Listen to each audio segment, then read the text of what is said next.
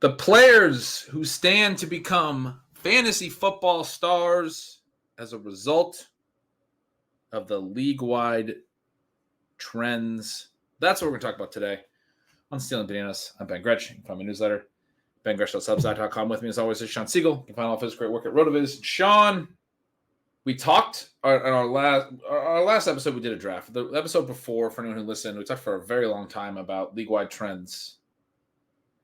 In the interim since then, I have had the opportunity to listen to the rest of the Play Caller series, which is, if for anyone who really liked our last episode, I highly recommend it. It's over on the Athletic Football podcast feed. It was hosted by Jordan Rodriguez a couple of weeks back, so a little bit further down there. Podcast feed now is 5 episodes. It's long, but a lot of interviews with actual NFL coaches, with Sean McVay, with Kyle Shanahan, Mike McDaniel, and Matt LaFleur, the biggest ones, but they also get some other guys that are in the sphere of those guys. So you hear from Robert Saleh, among others. Robert Saleh, really interesting quote that struck me was when he starts talking about how their goal as a defense now, in the modern NFL, some of what we're seeing more of is to stop explosive plays. And we talked a little bit about this, how teams are trying to force teams to, matriculate the ball down the field. And one of the big things on our last big conversation about this, Sean, I kept saying, I don't think that I know all these trends perfectly well. Well, I wish now that I would have listened to the rest of these pods before I commented on them all, because there's a lot better detail there from the actual coaches and from Jordan Rodriguez, who writes for The Athletic and does an incredible job as a beat reporter. But, Sean, we are here again today because these trends, they strike me as still being so important to the 2023 season. That's why we spent so much time trying to talk through it, what it means. Again, I think that podcast series does a better job, if you listen to that, our last show, of crystallizing some of that and what defenses are trying to do and why defenses are different now than before. But their goal is ultimately to stop explosive plays. I mean, that's really it's like the stated goal from an NFL head coach who, former defensive coordinator, got his head coaching job because his defense was so successful. And I mean, this whole thing, it goes back to a lot that we've talked about with Sean McVay's offenses and what the Patriots were able to do in the Super Bowl, and why McVay had to rethink his offenses and what they're trying to accomplish in Los Angeles, and what Kyle Shanahan's trying to accomplish in San Francisco offensively. The funniest part is you get to the final episode, they ask what's going to come next, and none of these coaches want to share their ideas, and that's what we're trying to figure out. But what is clear is this idea of the cover 2 shell, and they're playing more quarters, and defenses are disguising more coverages than ever. So that was one of the big conversation points. Sean McVay's talking about how defenses used to be more regulated. It was easier to identify what they're doing. And, they say they wanted them to run their defense correctly, because when they ran the defense correctly, and it was easy to then figure out how to dissect that defense. Today, rather than being an either or defense, as Jordan Rodriguez puts it, it's a this and that. There's, they're doing multiple things, and they're taking away space. It's all about covering space now, and the game is evolving. So, and I mean, again, kind of put a little note on that I was thinking about a lot while we were talking last week. And even in a situation where the defenses mostly fail, and you think about what I think were probably pretty clearly the 2 best teams in the NFL last year playing in the Super Bowl. Now, there were 3 other teams, the 49ers on the NFC side, and obviously the Bills and the Bengals on the AFC side, that certainly, are in that mix. But you look at the 2 best teams, you look at what Patrick Mahomes does and how unique he is in his ability to extend plays without doing a ton of scrambling, but also without feeling a ton of pressure. A lot of that being what the opposing team has to do to contain him. And then you think about Jalen Hurts and what he brings as an elite rushing QB who's been able to marry that with fantastic passing numbers, in part because of what they have to also respect with other things he can do, but also the receiving group that they put together. You have these 2 offenses, you have 2 defenses that probably, especially on the Chiefs side, underrated, but 2 good defenses in that Super Bowl. You essentially have a shootout. And yet the drive that the entire game boiled down to was a 17-play drive for the Eagles that they only got 3 points out of. And because the Chiefs were able to run a drive on defense where they gave up 17 plays, but only 3 points. They were able to flip the script and make up that deficit and slingshot by Philadelphia. And so again, I mean, you have another drive later where you go 3 and out with the Eagles and you say, well, that's actually the one that made the huge difference. But you can look at that 17 play drive first and the fact that it was only worth 3 points. That's how you control even the best offenses and put yourself in a position to win. And certainly if you're not the level of the Chiefs and you're not going to beat the Eagles, if you're down a little bit, you're still trying to beat the teams that are in your range by not allowing them to get in the end zone, not allowing those big plays. The more third downs that a team has to face. I mean, eventually you hit one that you don't convert and you don't go for it because you're in field goal range, you kick a field goal and you lose the game because of that field goal. Yeah, I mean, that ultimately a successful defensive drive essentially is what current defenses are telling you is if, even if you keep the ball for that long, it used to be we got to get off the field, but 17 plays, 7 minutes and 45 seconds, and they only get a field goal in a game or in a spot in the game where the Chiefs were down by 3. And so that put them down by 6, and they were able to score a touchdown on their next drive and go up by 1. And then, as you said, there's a 3 and out. They scored again. But yeah, I mean, that huge point in the game where they were able to stay within a 1-score game because they were able to prevent a touchdown, and you prevent a touchdown from preventing explosive plays. Again, like Robert Saleh is like straight up saying this thing that we've been saying since last season on Stealing Bananas. It feels like these defenses are all just, that's their goal. They're trying to stop explosive plays. They're trying to force teams to move the ball down the field slowly, because then there's more of a chance they can make a mistake and all of these things. And you can play a little bend, don't break. You get into the red zone. Hopefully you hold them to a field goal like you just described, or they make a mistake sooner. Obviously that was the Eagles also executing to have a long drive offensively and sort of answering. But that's literally what, Saleh was talking about in that quote is it's better for the defense if you're doing a lot of little things over and over and over again, as opposed to us giving up one giant 60-yard play. And so it isn't about, I talked on the last show, the cover 2 show, whatever, how much, offenses are seeing cover 2 or they're seeing cover 1 or this or that, because the defenses are playing differently. They are changing coverages from what they're showing pre-snap to post-snap. They talked a lot in this series about, when Jared Goff was still quarterbacking the Rams, how the defenses started doing that to the Rams. And it was tough for Goff in particular because they ran a lot of play action where he would turn his back to the defense. And then when he got to the top of his drop and turned back and looked downfield, the whole defense looked different than it did pre-snap. As it looked different post-snap as it had pre-snap. And so you have to process. What am I seeing now? Right? And so it requires a different, approach offensively to figure out how you want to go at that. But also when the defense's stated goals as they're doing these things and they're rolling into different coverage and all that is to stop explosive plays, what ends up happening is more underneath things and it's longer drives and fewer yards per play.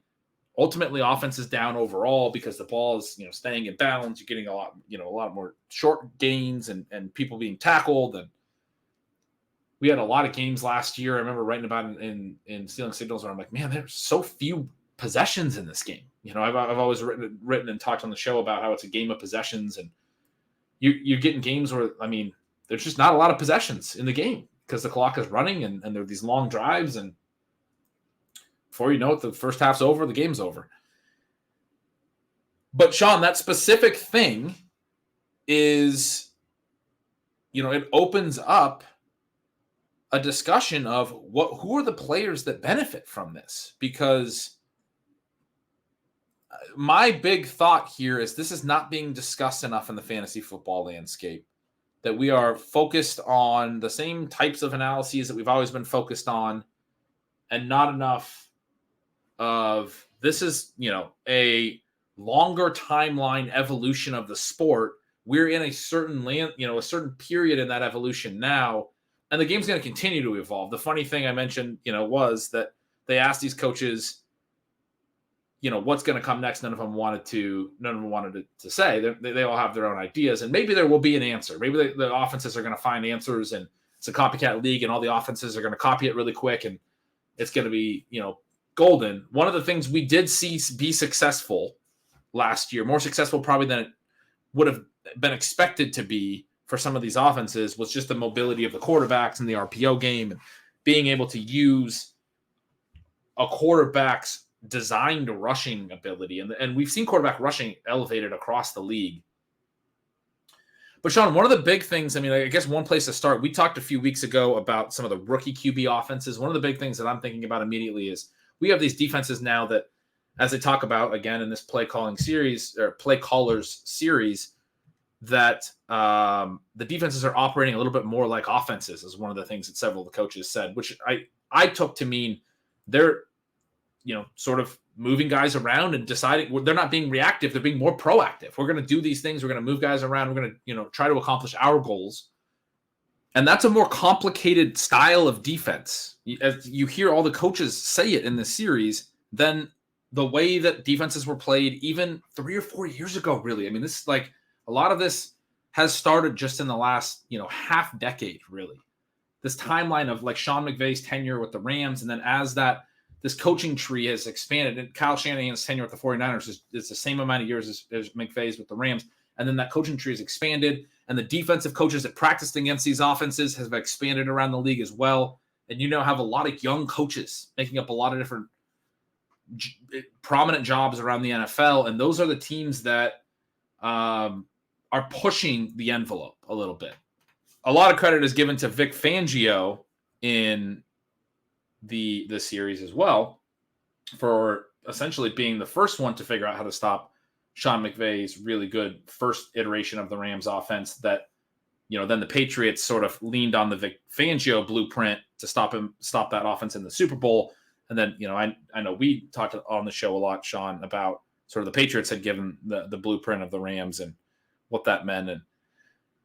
But you get, so one of the first applications basically is that I think when we were talking recently about how a lot of these rookie QBs are going into offenses and situations that are not necessarily as set up for success as some rookies, and a lot of rookies come into tough spots, certainly, right? They're teams that are drafting high in the draft. But we didn't really love the offenses necessarily that are being helmed by rookie QBs in a recent pod or about a month ago, probably now. But you think about also what it means to come from college to the NFL and start having to face these defenses that are more multiple, that are doing things different post-snap.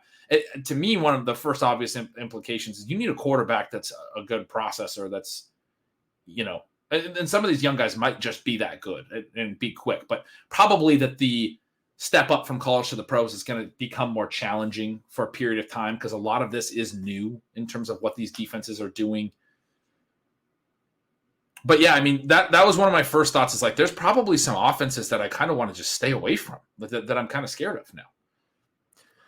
And you mentioned the rookie QBs there. One of the things that I mentioned on that show was that my analysis of win rates for the rookie QBs was pretty disconcerting because you're getting great prices on those guys.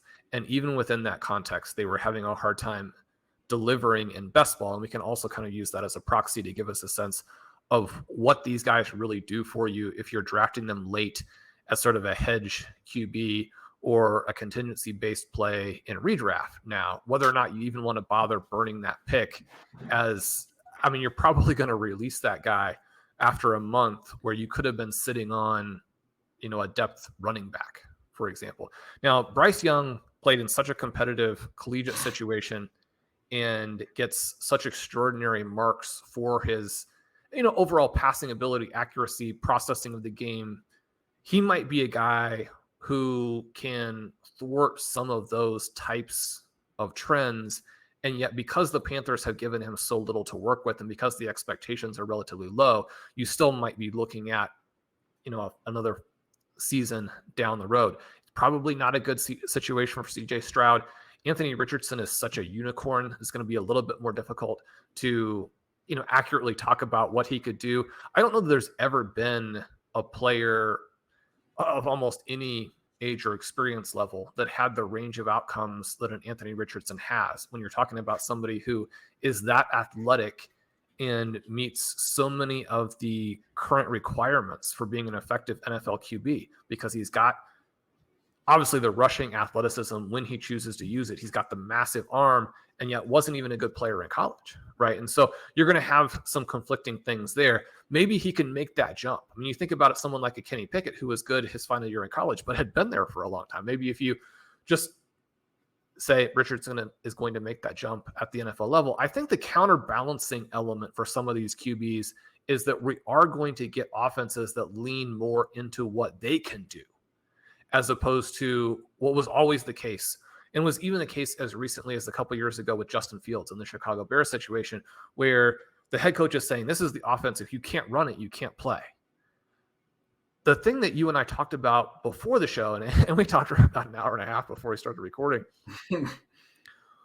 was this element of coaching really mattering and player talent and upside. And then obviously skill is the thing that unlocks that talent, right? So they're not quite the same thing, but when we're talking about the level of a player and what that player brings to the table being so important in the contemporary NFL, and then whether or not the coach has the creativity to maximize that. One of the things that I have heard from some NFL people, which I think, again, is intuitive, but I do want to kind of point out, is that when you're talking about coaches, you have this split of the creative geniuses, the people who can run the offense or defense of other creative geniuses, and then you have the guys who are not good at their jobs. And so those three groups are going to be dramatically different in terms of how they handle a swiftly evolving NFL, where you're talking about guys like a Kyle Shanahan and a Sean McVay, even occasionally getting stopped as they have. When you think about McVay getting stopped and then coming through and eventually winning the Super Bowl, those types of guys, I think you can have some confidence in. Somebody who, I don't think that we know what he is, but certainly there's a wide range of outcomes, and we can think of a wide range of outcomes from a coaching perspective, just like we can from a player perspective. You think about someone like Eric Bieniemy, who, I mean, I really want to believe in, because he's been beaten up in a lot of circles, and we don't really know anything about it. So it seems like possibly unfairly. I mean, he's been involved with this very dynamic Chiefs offense. And yet when you think about teams that could have some issues, and we don't make everything about Sam Howell and the Washington Commanders, but I am concerned that when you're talking about a young QB who's not a rookie, but is going to be getting his first real exposure to the NFL and is having to learn a scheme where an offensive coordinator is also kind of out on his own for the first time and having to prove what he can do. One of the whispers that you would consistently hear would be that the Chiefs were, really working behind the scenes to try and get Bieniemy some opportunities, because if they couldn't get him kind of a step up, and this is a lateral step, but a step where he's given control of the offense that he didn't have in Kansas City, that they might even fire him. And so when you're talking about a team like the Commanders in an uncertain quarterback situation where you have maybe a competition, maybe not really a competition, certainly if Sam Howell falls on his face, it's going to go to Jacoby Brissett. But then you have that coaching wild card injected as well. I mean, it's not exponential, but we have such a massive range of outcomes that we're dealing with the Commanders. I think the upside is such that you have to play that in a positive way, but you also want to be thinking about what it's going to do to your teams and what you want your overall exposures to look like, because to ignore that danger is to ignore what may be the kind of the defining point of the 2023 season. It becomes very interesting because obviously one of the things that happened last season was that Kansas City was almost uniquely able to execute a short passing game that was still effective, that still generated a lot of yards, a lot of touchdowns, a lot of points, that wins the Super Bowl. So you take a coordinator out of that tree, out of that scheme, and you put him somewhere else. And you hear all the time coming out of Commanders practices that these short, quick passes, the passes that would go to, in the past, some Mecole Hardman, you think about the Super Bowl, we've talked a lot about those design plays where Sky Moore and Kadarius Toney, I mean, they weren't really the ones who determined it. It's coaching, it's Mahomes, it's all of that kind of thing. But those two guys benefiting from plays that allow the Chiefs to win the Super Bowl, and who that might be with the Commanders. You're thinking of Curtis Samuel. I love the top 2 receivers in that offense. I think you should be drafting them, but thinking through how some of these very specific trends could benefit a guy who's available a little bit later, someone who is talented, who is athletic, like we have with a Curtis Samuel, that's a play that I also want to make. And so for me, we have to be aware of and at least trying to process and price the scenarios that we are betting on and think through how that all works. And if nothing else, keeping front of mind what the risks are and what the actual dynamic is. This isn't, 5 years ago where it's just some random offense being installed and you're saying, if Howell can play, he can play. He's got Terry McLaurin. He's got Jahan Dotson. It's going to blow up if he's good enough. There are a lot of individual pieces here. And that's what, Pat has mentioned very insightfully from time to time with it as well. You have to be aware of those things as we're working through it. The Commanders a good example. Obviously, as you mentioned, those rookie quarterbacks, good examples. Yeah, and I think that probably the biggest one, we did talk about this for a long time before we came on, but the first one that immediately comes to mind for me is, okay, defenses are going to stop explosives. Then it's, shorter ADOT receivers, right? Underneath options. We saw, the stat that I keep going back to over and over again is last year, the Bears had the second fewest pass attempts per game for any team in 40 seasons. And the Bucs had the second most pass attempts per game for any team in 40 seasons in the same year. And so it's exactly what you said. Offense is kind of operating how they want to operate. The Bucs with the high pass volume did that at a low ADOT underneath. The defenses were still stopping the explosives. They let them throw underneath. Chargers were the second team that had a ton of pass volume last year, low ADOT, right? So people are talking this offseason. This is where I keep saying it's being overlooked. Okay, well, Kellen Moore is with the Chargers now. They're going to raise their ADOT. That's what they're going to do. Let's just jack Justin Herbert's ADOT up. Well, it's not that easy, right? That's what the defenses are trying to stop. They're not trying to let Justin Herbert throw all over the field. But you have the Cooper Kupps of the world, who is a guy who is so good at operating in the short area of the field, and there's extra volume for him. Amon-Ra St. Brown.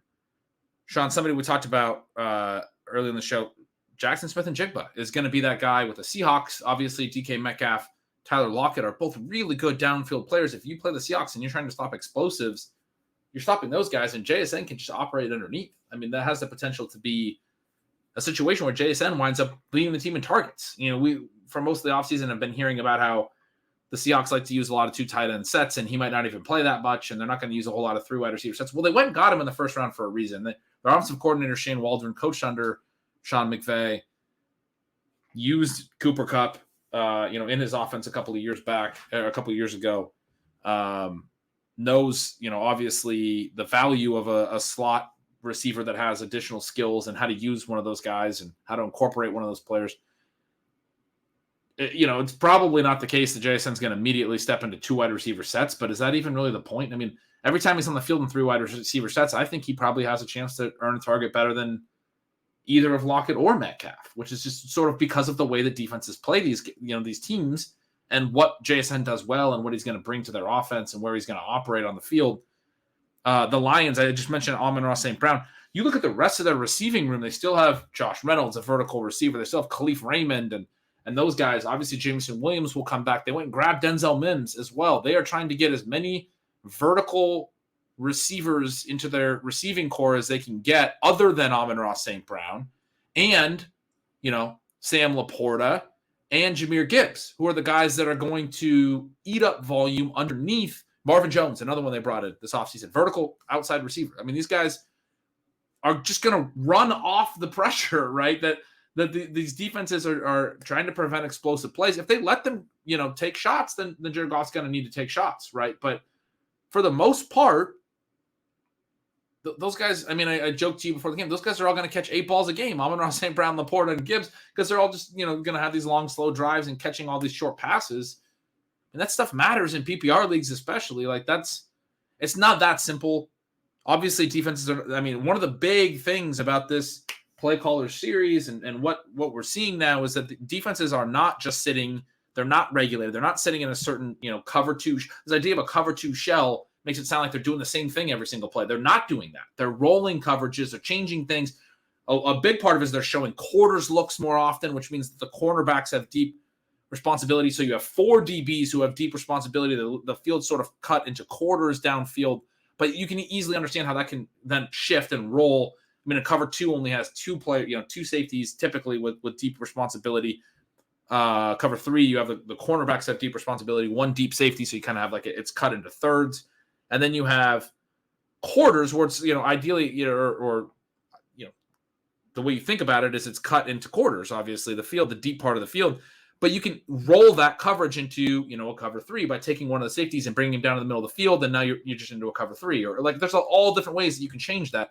The idea is it's a quarters base or a cover 2 shell or whatever you want to call it, but the whole point of it is, hey, we're stopping explosive. We're not letting teams score quickly and just beat us downfield. But to your point, one of the ways that you can combat that with a guy like a Patrick Mahomes is the ability to extend the play. You can't guard forever, right? I mean, you can't. Defensive holding and illegal contact are such a big deal that if guys, these athletic quarterbacks who can run, are also able to extend behind the line of scrimmage, then you can get explosives, right? I mean, that's something that was like the Russell Wilson thing for a lot of years in Seattle, his ability to extend plays and then throw the moon balls. I mean, that could, those types of skills are relevant. I'm still just trying to think through how we play this and who benefits. But what I do know is I keep hearing about how, like, oh yeah, teams are going to do this and they're going to do that to get defenses to get out of their cover 2 shell, and they'll have to play more single high, and they're going to force the defense to do this. And you listen to the playmakers here, you listen to defensive coaches talk about it, and they're all what I'm hearing is that you're not going to get them out of what they want to do. The game has changed. The game has evolved. Defenses no longer want to be reactionary. They want to do what they want to do. They want to stop what you're doing, and their stated goal is to stop explosive plays. But you're not going to just run the ball well and get them out of their cover 2 shallow quarters or whatever coverages they're doing that is going to stop explosive pass plays. They're not going to just suddenly put 8 guys in the box and let you start throwing downfield like they used to 10 years ago. That's not the way that the NFL is going to be played anymore, basically ever again, potentially, right? Like that's not the defensive coordinators have change what they're trying to do, essentially, their goals when they're calling plays and they're designing their defense.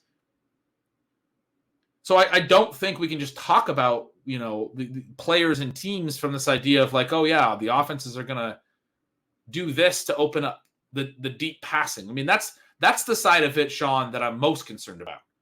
There's a lot of offenses that if you want to know like why I'm playing them the way I am, it's because I'm concerned about the deep weapon. I'm concerned about the guy who has lived on deep stuff for most of his career. And with the Chargers, I'm concerned about Mike Williams. I really want to play a lot of Keenan Allen, and they went and got Quentin Johnston, who's another guy who, great after the catch, might actually be somebody who they brought in to do a lot underneath. And, sort of like I was describing with JSN, I want to play Johnston. I want to play Keenan Allen. I don't want to play Mike Williams as much. I'm concerned about that. And, the Broncos, I'm concerned about Cortland Sutton, even though I still kind of like his profile.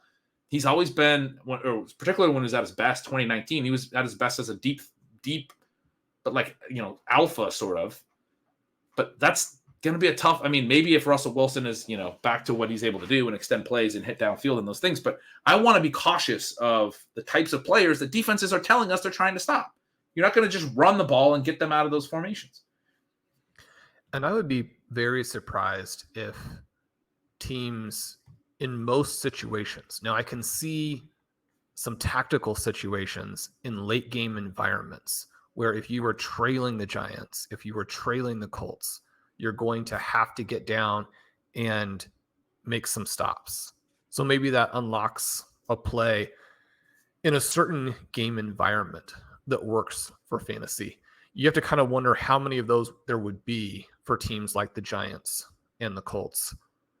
But I could see some of that happening. But if you're already getting mostly what you want, which is a low value running play where on top of that, you can hit the opposing team's quarterback, there are some real positives to that for the defense that, I think you're actually playing into what their incentives are, not against them. One of the things that you kind of mentioned there that I thought was really interesting as it kind of reflected back on my note on Mahomes is that we have tended to have these passing QBs who get rid of the ball very quickly because you're trying to minimize pressure. You're trying to minimize negative plays. Quarterback health was at like a decade low last season. You're obviously trying to minimize quarterback injuries.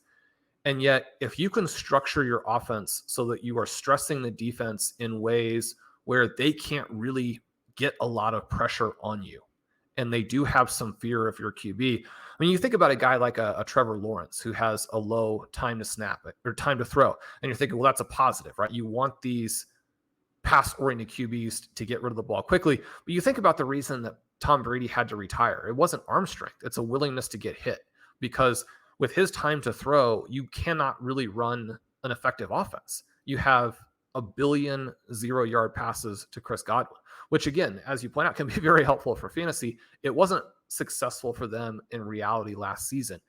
You need to create an environment if you are the Los Angeles Chargers, if you're the Jacksonville Jaguars, where your quarterback actually stands back there and waits for shot plays to develop, at least on occasion, and to where all of those plays are very successful. You're not releasing the ball within the first couple of seconds when a guy really isn't there because of the pre-snap read, especially as these defenses are evolving to make that pre-snap read very, very difficult.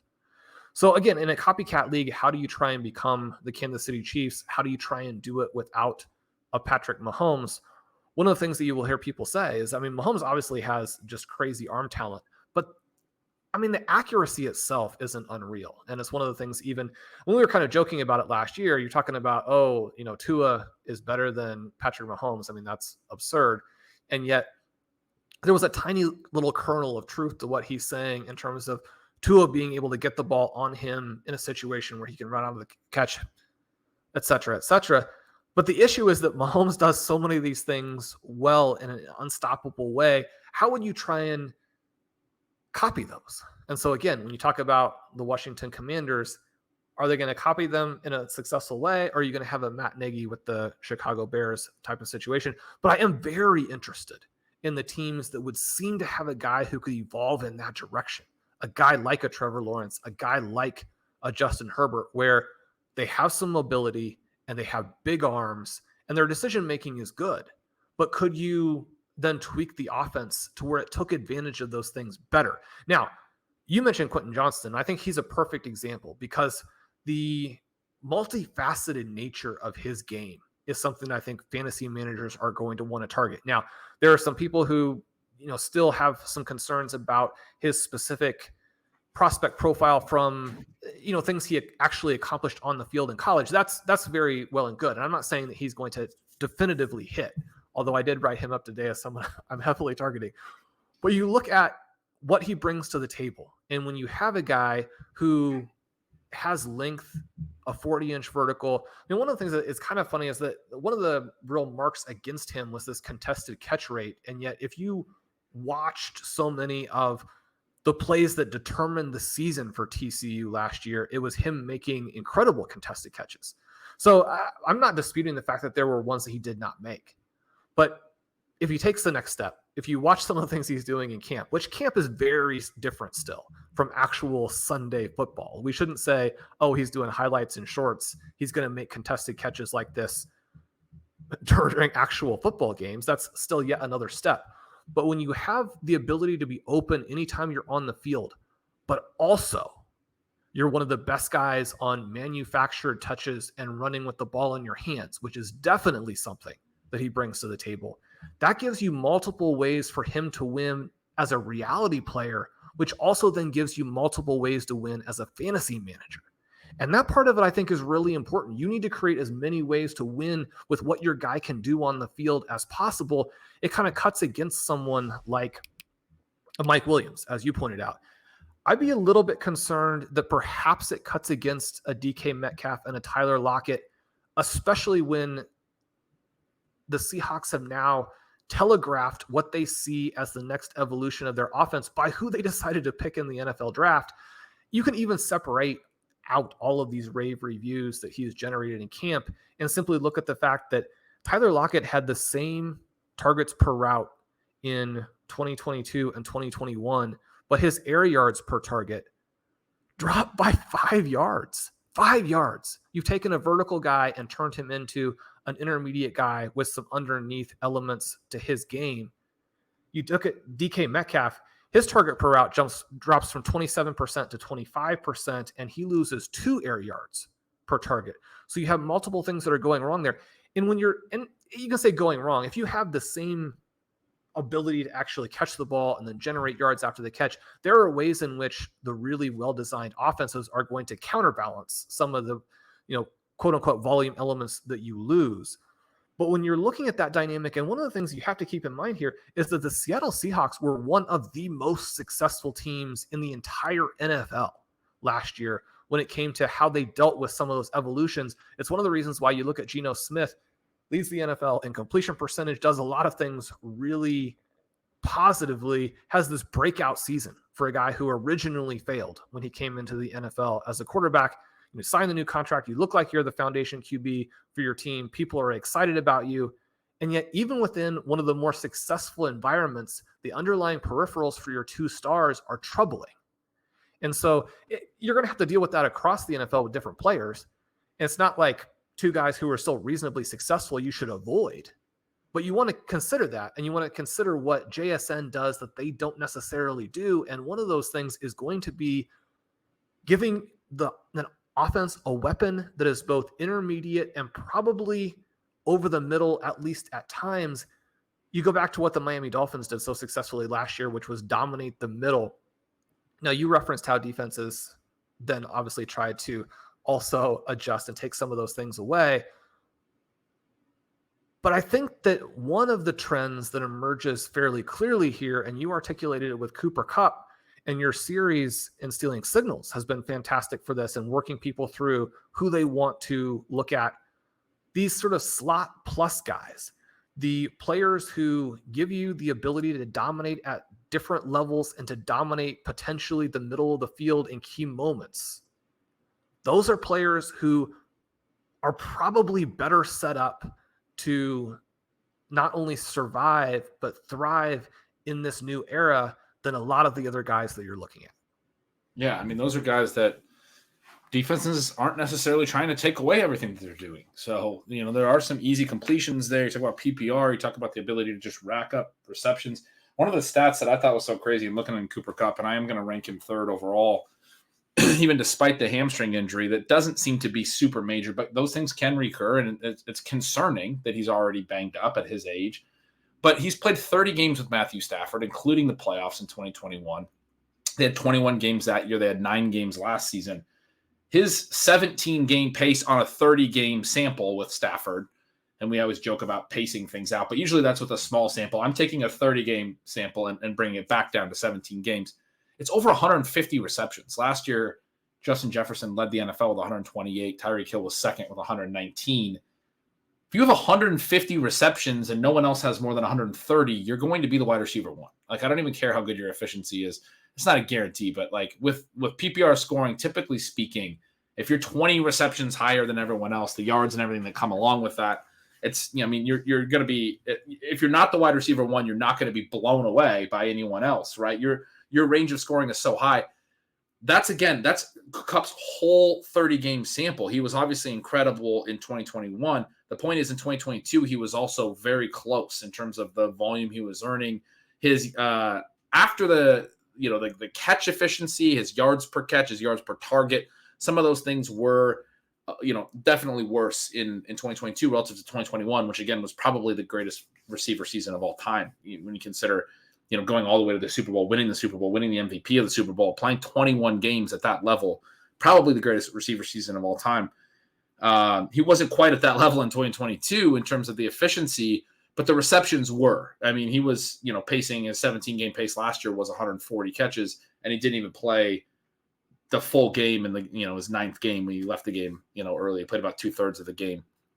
But you had him really smashing. And so in terms of PPR, you think about why that was able to happen over the course of 21 games. I mean, the Rams are one of the first teams that defenses were trying to stop certain things and take certain things away and limit their successes.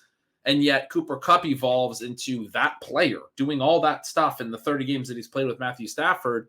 And it's because a lot of it, it's not only this, it's because he's really good too. And Matthew Stafford's really good, and they have clearly a great connection. They're able to win in key spots at depth, at 10, 15-yard routes. But at the same time, a lot of what he's doing at 5-yard routes or at 2-yard routes, the defenses are more or less letting him have the completion sometimes, right? They're not doing a whole lot to try to stop it. They're trying to tackle and keep it underneath. His ADOT fell last year from 2021, where it was at 8.6, which was still below average. It fell down to 7.5. Those really low ADOTs are part of the reason he's able to, have this type of reception pace. But it is something that, that's a guy that I think statistically in this environment can put up the type of line that is hard for other players to match, frankly. Again, Amon-Ra St. Brown's another one that's like that. JSN's one that's like that. Those aren't the only players, and every team's a little bit different. I mean, that was another important takeaway from that play caller series where, they're talking about, hey, every defense is going to be a little bit different. Every offense is going to be a little bit different. The way we game plan is going to be different. I mean, those things are real. And then also, as you were talking about with the player talent, and they talk a lot about marrying scheme to player talent and, how – for example, the Rams were able to do things differently when they had certain talent. Even on the defensive side, they're talking about, okay, when Brandon Staley was there and Jalen Ramsey became the star position. They called it the star position on defense because he was able to play safety and slot corner and outside linebacker principles and all of these things. And what you're able to do scheme-wise when you have a player who is transcendent, whether that's a defensive player, offensive player, or whatever. And when you listen to that podcast series, you get this idea that, these really good players are the ones that are driving the NFL forward, as well as defenses are trying to impose their will schematically more than ever before. Offenses are obviously trying to be more multiple, use more motion, do a lot of different things. In San Francisco, you have Deebo Samuel can do everything, right? He can play out wide. He can play in the backfield. You have Christian McCaffrey. You can line him up in the slot and run him on a slant pattern against a linebacker, and he will win just like a high-level slot receiver could win because he has like wide receiver skills and ability. And that's obviously what San Francisco is trying to do, is get a lot of those players. That's a team that I want pieces of that offense. I can't tell you exactly how Kyle Shanahan's planning to use all of them. He's keeping all that close to the vest. He didn't want to tell anyone on that podcast series, but he's going to have answers and plans for Christian McCaffrey and for Deebo Samuel and for George Kittle and for Brandon Ayuk, who's getting more camp buzz than any of them. Like that feels, in a traditional fantasy football sense, that feels like it's really hard to project enough volume for all these guys. And that's the way that we've always played fantasy. And Shawn, in the past couple of years, you and I have done a lot of shows talking about how projected volume is not the way to play this game. But now it's even more of a great example where you start to talk about these offenses that are the really good offenses that have a lot of weapons, but they don't have enough projected volume. You definitely don't want to be fading those teams. I mean, those are the ones where I trust the coach to be able, you were talking about some concerns with Washington. I trust Kyle Shanahan to be able to figure out answers. I trust the talent of those players.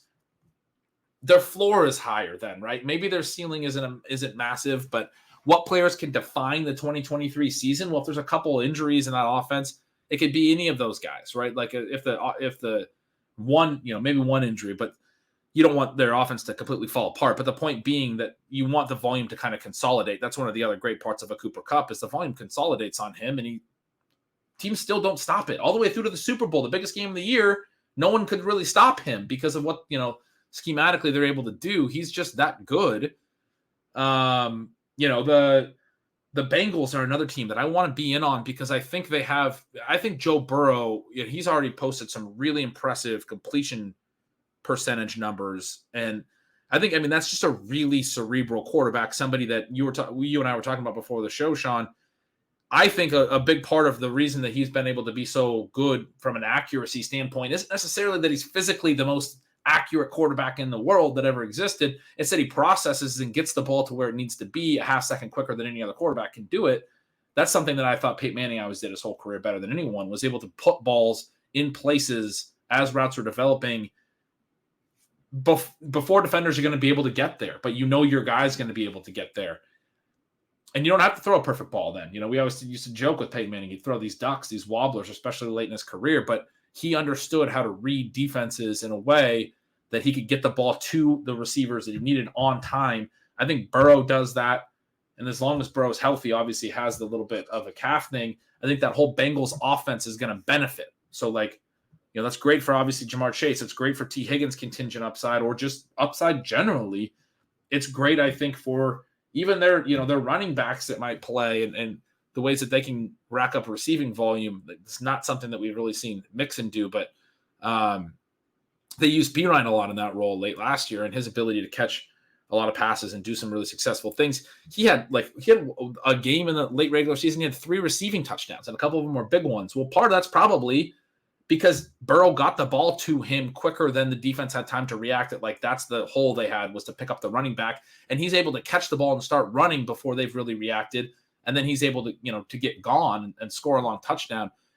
Some of that kind of stuff. I mean, that's not because Samaje Perine's the fastest, most athletic quarterback or running back in the world. It's because Burrow read it quick enough and got him the ball, and then you get an explosive play out of a running back reception. But the point is I want to look at, like you were saying, that where the talent is, what the offenses are that I believe in, the coaching staffs that I believe in, the players I believe in. I have said a couple things sort of, almost negative about the Chargers, where it's not going to be that easy for them to raise their ADOT, but that's an offense I'm definitely in on. I think Kellen Moore's a good offensive mind. I think Justin Herbert's a really talented player. I love their receiving core now. Now that they've added Quentin Johnson, they've always been thin, but I think they're in a much better spot after adding a potentially really exciting rookie to that mix. And you have Eckler, and, hopefully you get some help from your tight ends and some of those things, but they're going to run a lot of plays as well. That's an offense. And then you look at some other teams that might be going the wrong direction. Like Mike McCarthy wanted to get rid of Kellen Moore because he wasn't doing enough Mike McCarthy stuff. Like, I'm a little bit concerned about what that means for the Cowboys, right? You have Mike McCarthy winning that power struggle, and that's not probably in the best interest of the fantasy prospects of all the players in the Dallas Cowboys offense, for example. So thinking through these different teams and these players and how they fit into this new landscape where defenses are going to, impose their will. You want to find the players that are going to define this season. I think you have to think through it more on those levels than ever before. And you were talking about the Bengals. Drafters this season have bought into Jamar Chase despite some of those volume pressures. They were still bought in last year. You're talking about the difference between going, number 2 overall versus number 5, 6 overall. But there were real concerns about Chase in the 5-6 range last year. Now, more or less no consideration of a Kupp or a Hill, who project better and have some other very positive things about their backgrounds that we've talked about on the show today, who could push ahead of him. The place to maybe exploit that would be with a T. Higgins, who is going in that wide receiver 14 kind of range, going after a Devontae Smith, where we're not going to say anything negative about the Eagles. If any team in the NFL appears to have it figured out right now, it is Philadelphia. But you potentially have more target concerns and more true ceiling concerns about a guy like Devontae Smith playing behind an A.J. Brown with a full season of Dallas Goedert being healthy. Again, we don't know those guys are going to be healthy, but that injury there played a big role in last season. And certainly it's interesting, I think, when you look at T. Higgins versus Chris Olave, who has a much easier kind of path to targets and put up some crazy numbers in weighted targets per route last season. And yet you think about kind of what the current New Orleans Saints are about. You think about Derek Carr there as the QB. I've always been a Derek Carr apologist. I think he's better than people will give him credit for. I think it's really weird how he got ousted from the Raiders last season. I think if you can acquire him inexpensively in Dynasty Superflex leagues, you should do that. But when we're talking about drafting a second-year player with some of the risks that are inherent in that type of decision, and where really you probably would prefer to get a lot of your second-year player exposure in rounds 5, 6, 7, 8. Now, I say that as someone who is drafting a huge amount of Garrett Wilson. I'm not unwilling to select a player who has that type of profile that early. Back in some very different kinds of days, I picked Julio Jones at the 102 when he was going into his second year. I believe that you can pick the right guy. But when you're talking about Olave and even some of still the concerns that you have when you look at his last season with Ohio State, for example, you look at him with Derek Carr versus T. Higgins with Joe Burrow. I don't have that as a clear-cut Higgins pick by any stretch, and I tend to actually take Olave to get some Olave in that range in the second round. But if you're going to just do 2 or 3 teams, or you're thinking about how to make your FFPC main event work, you want to know that what Olave did from a targets perspective last year and some of those advanced stats could actually be very misleading for you. as you then project ahead to 2023 when you're talking about risk and reward. So again, just T. Higgins, the things that he has done, where he is priced, I don't think it's controversial at all to say there's a big tier gap after him. You tend to see that reflected in ADP. But when you're talking about Joe Burrow and the things that he brings to the table and the value of being connected to these elite offenses, I completely agree. I mean, you can look at some of that as stabilizing your team and reducing a little bit of the risk so you can take some of those necessary risks later.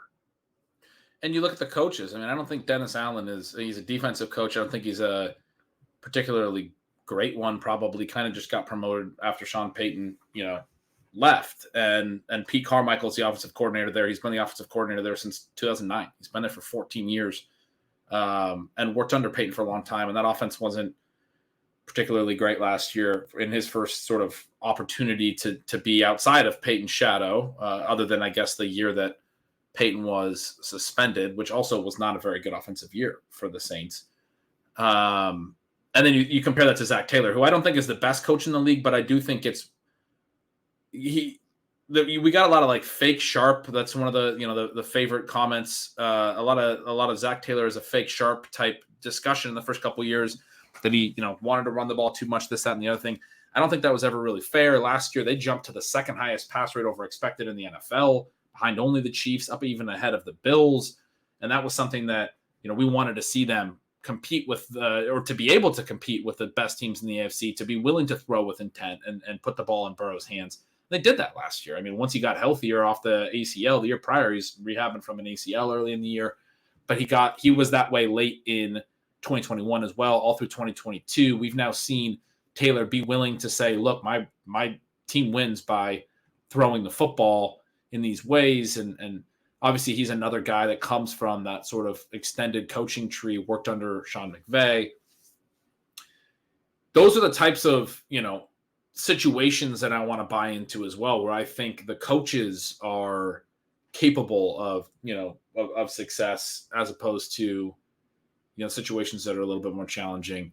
You look around the whole league, there's a lot.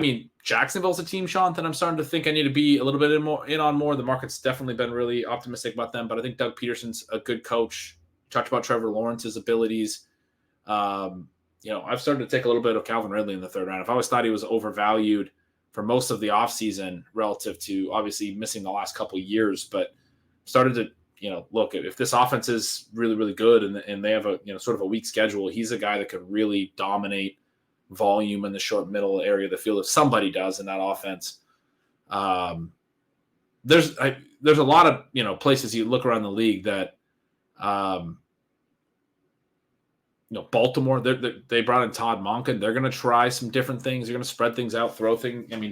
How does that manifest? Is that something we should be believing in and trusting in? Or there's a lot of question marks in a lot of different places. The point is you got to be aware of what defenses are going to try to do to stop these teams, what they have as answers. I think we're going to have some offenses this year that are going to be surprising ones, that are going to be a lot worse than people are expecting, especially for fantasy. Maybe not horrible for real football, but sort of like Atlanta last year, where their volume was way down. They were able to go 7-10. They weren't the worst offense in the history of the world, but it was really gross for fantasy. And I think we're going to have some of those situations crop up and surprise some people.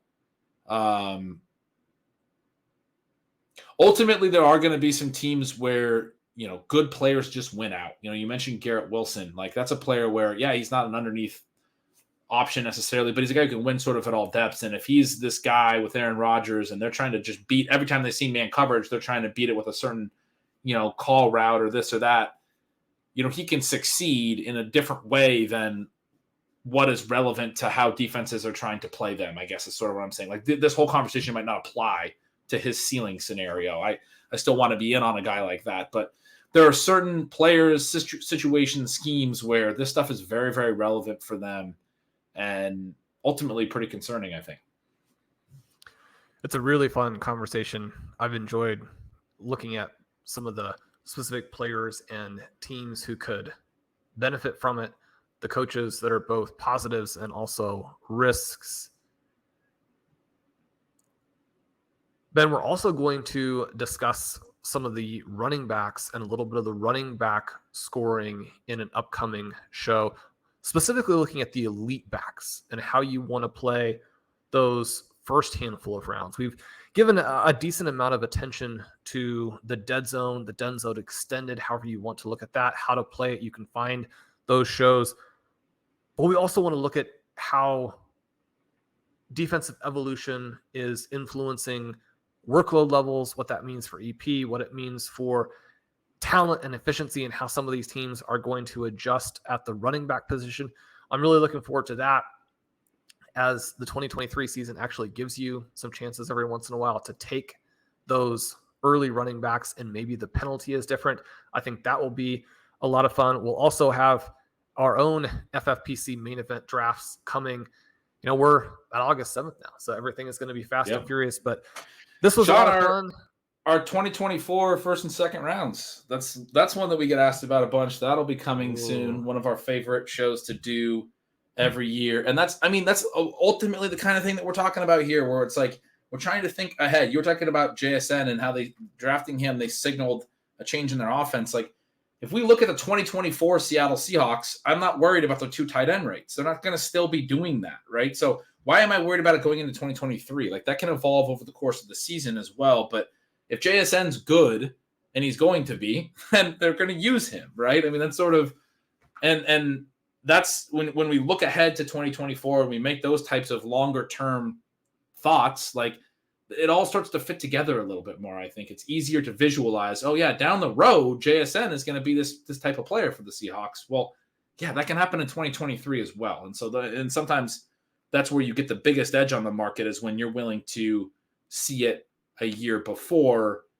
the rest of the market. So that'll be a fun one when we decide and reveal who our 2024 first and second rounds are. It's always been one of our favorite shows to do.